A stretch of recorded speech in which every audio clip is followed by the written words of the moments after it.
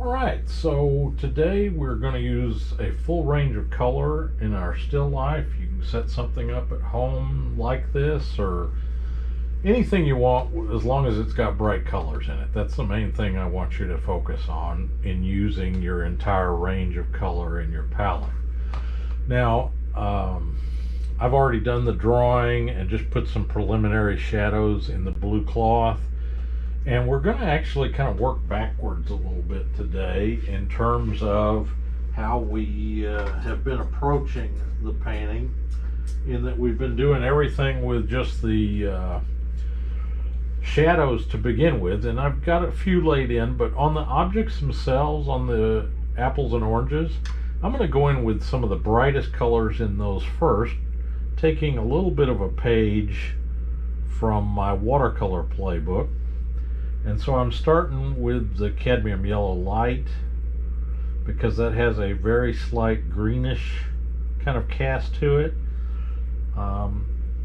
In this particular case, and say when you're starting a landscape, I don't want you to use any white at the beginning of the painting, because then you'll just end up getting everything kind of washed out and not muddy, but it's just not going to have near the life to it that you might be able to get. So I'm just looking at the areas of these fruit where the color is the brightest and trying to put some color in there.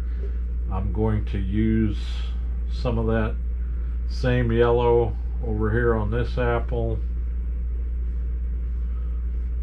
not being super careful at this point because, as we've learned, everything is subject to revision and everything will get revised. So just getting things off to a quick start. I think I only have about 18 minutes on my memory card in terms of video recording, so we're going to have a little bit of a speed painting session here, I hope. But you see, I'm getting some of those yellow greens in there. I just want to put a hit of that yellow over on this orange, and maybe a hit of it right here as well. But then I'm going to use the cadmium yellow deep, which, as you can see, is a much oranger kind of yellow. And I'm going to use the cad yellow deep then to come in and start putting color in these oranges. Okay.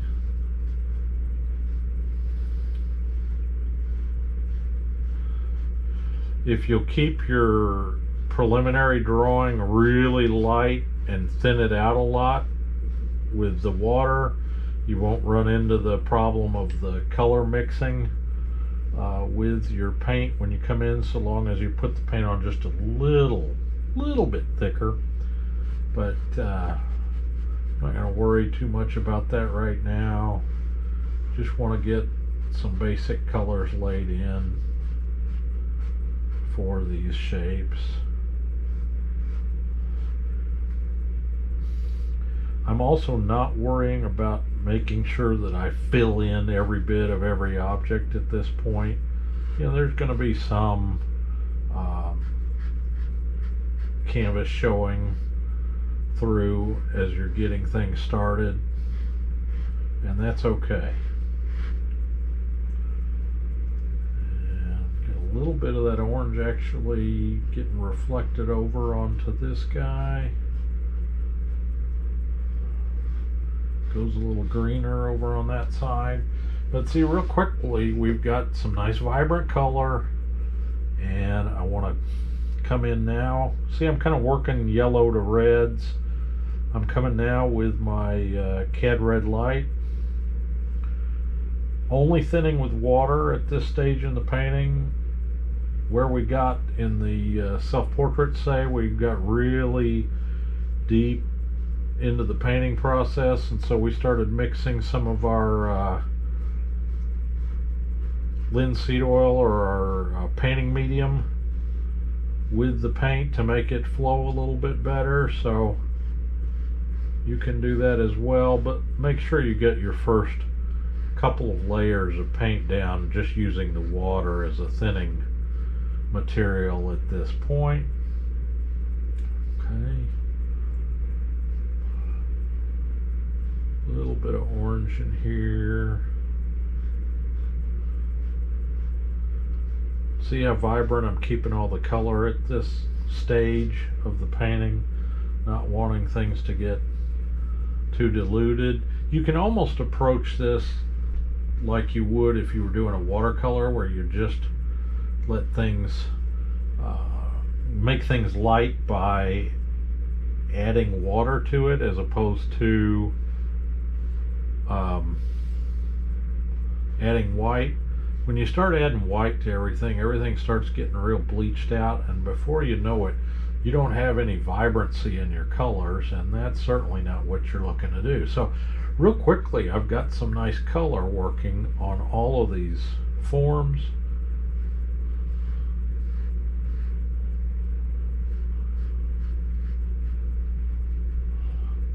You can't work on a still life like this for weeks on end, or what will happen? You'll end up with a bunch of rotten apples. And you don't want that in your studio, you don't want that in your kitchen either. So this behooves you to work somewhat quickly. I'm going to use my ultramarine now with just a little bit of that red still in the brush to come in and get some of my darker shadows that are being cast from these forms.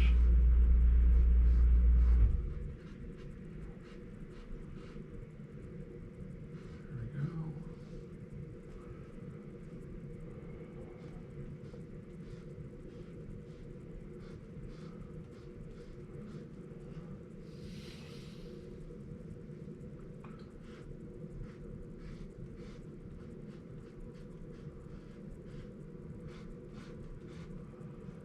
I'm using a smaller brush now, but I was using a larger brush when I was just putting those initial shadows and the initial drawing in.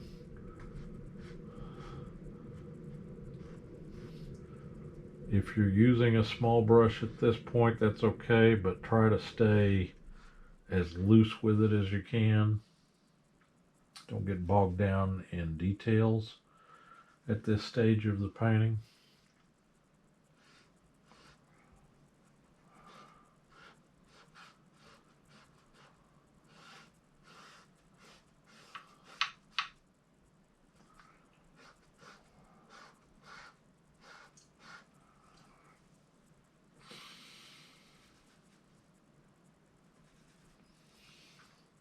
So I'm just trying to get my color laid in the shadows now.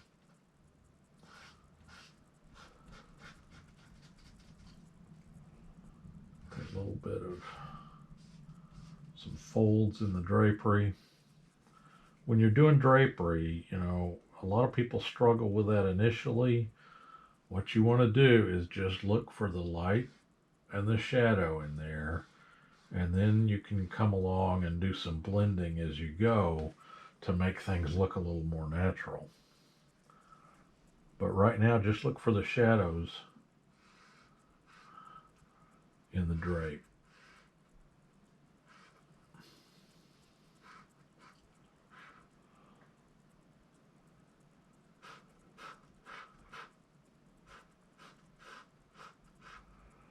I chose the blue cloth here deliberately so that I would get a little bit of that complementary color relationship going in my painting.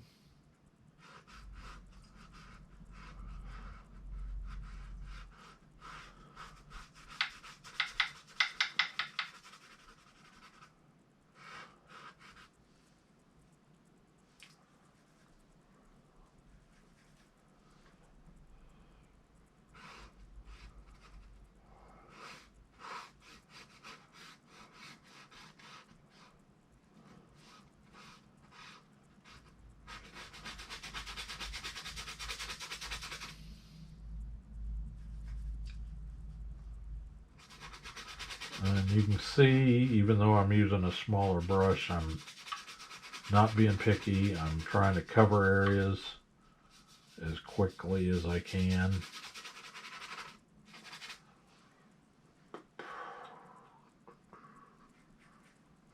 I'm going to mix a little of my cerulean in with the ultramarine now. Kind of balance that violet cast to the color.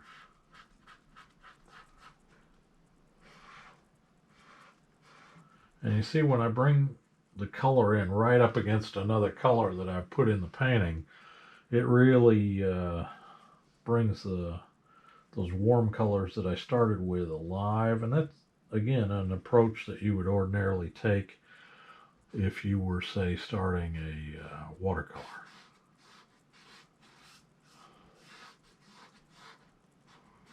But bring those colors right up to it. Look at how that orange is just glowing there right now.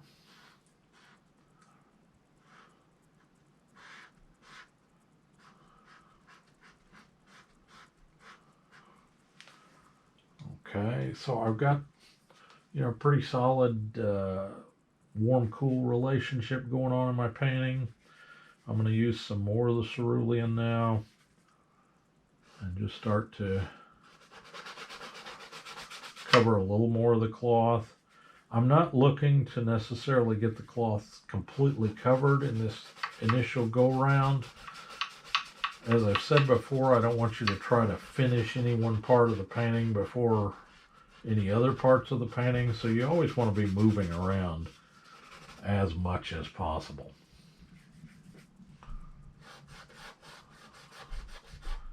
So the main color that I have not really touched on yet is that green in the background, and I'm going to come into that in just a second. I've got a larger brush and I'm thinning out my ultramarine a lot so that I can just come in and kind of lay that color in here.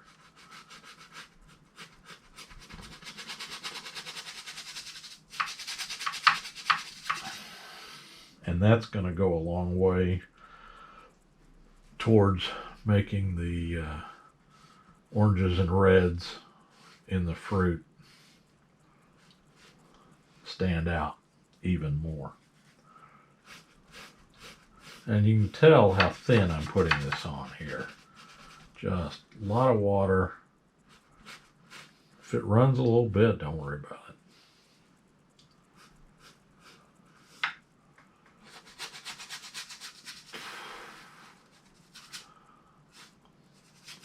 So what I find interesting and what I want you guys to pay attention to at this point in the painting is the fact that I've not used any white. In fact, as I come in for my green wall back here, I'm just going to try a mix of the cerulean and the yellow light, and then thin that out with a lot of water. I'm still using my large brush. The wall gets a little bit lighter over towards the right side of the background, so I'm going to start with that.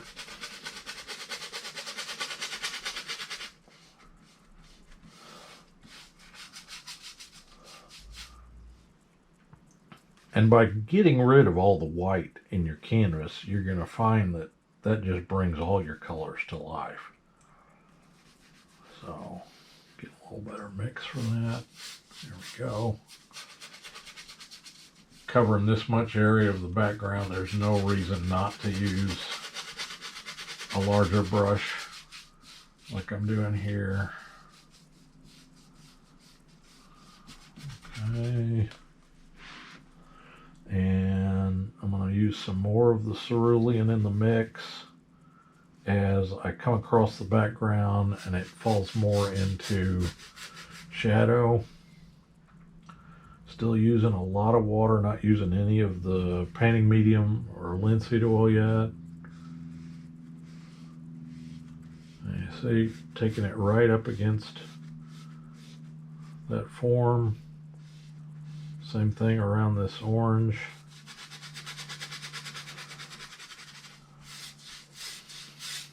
Now, in order to get a little more depth to that green, I'm going to use some of the ultramarine now.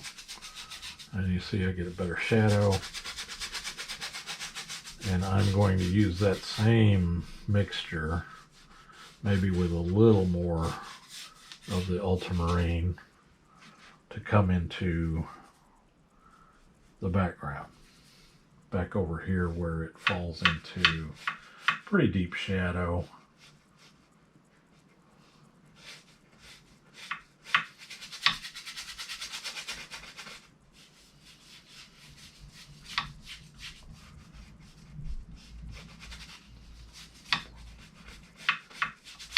Okay, got a few runs here.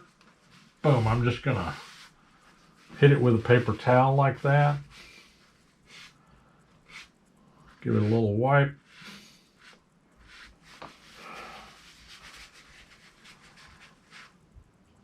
Give it a little wipe there, and we're golden.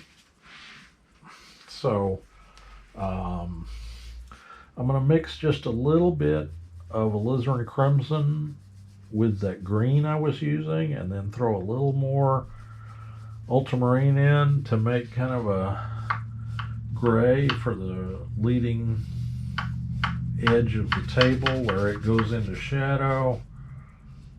Right there.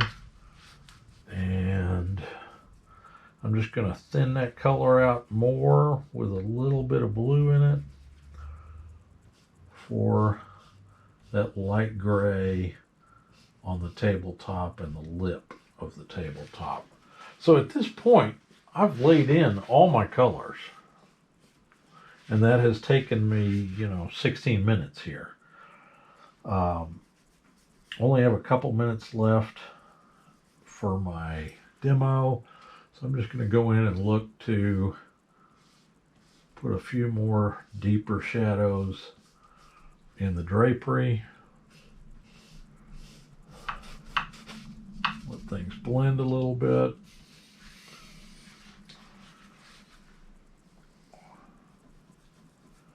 I'm going to mix just a little alizarin in with my ultramarine for where I want to get really stronger shadows.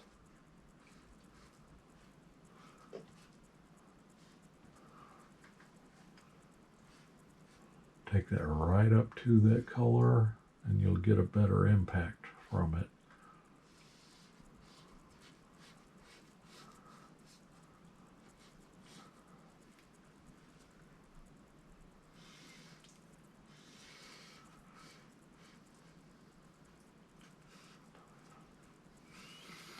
I need just a little more ultramarine. I'm down to my last seconds on this, so I'm going to go ahead and stop right now. You see a lot of the forms have light and shadow, and then I've got light and shadow worked into the drapery and the table. The background, there's a slight change from lighter over to darker as you go along, but that's how I want you to start your painting, not using any white, and keeping the color really vibrant. I'll post a second video as I continue to develop this painting, but this should be enough to get you started and get you going.